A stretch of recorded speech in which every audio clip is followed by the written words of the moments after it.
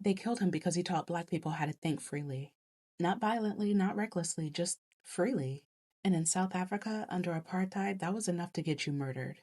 That was Steve Biko. Born in 1946 in South Africa under one of the most violent racial systems on earth, apartheid didn't just separate people by race. It separated them from their sense of self. And Biko saw that early.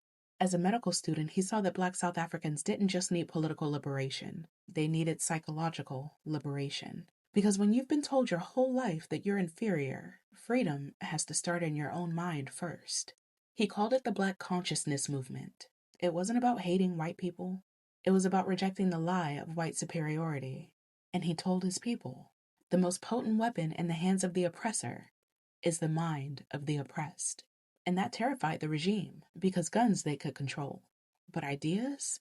Ideas that made Black people love themselves, question authority, and see through fear? That was a revolution that they couldn't police. So they banned him, they silenced him, made it illegal to quote him, publish his words, or even mention his name in public. They restricted where he could go, who he could talk to, what he could write. And still he kept organizing, quietly, fearlessly.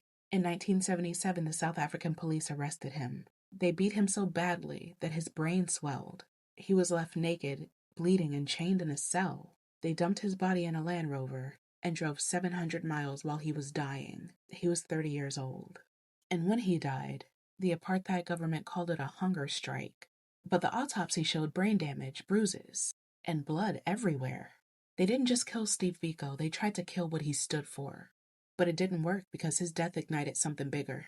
The movement that grew from his words would push South Africa towards global pressure, boycotts, and eventually the collapse of apartheid itself. Steve Biko didn't carry a gun, he carried truth.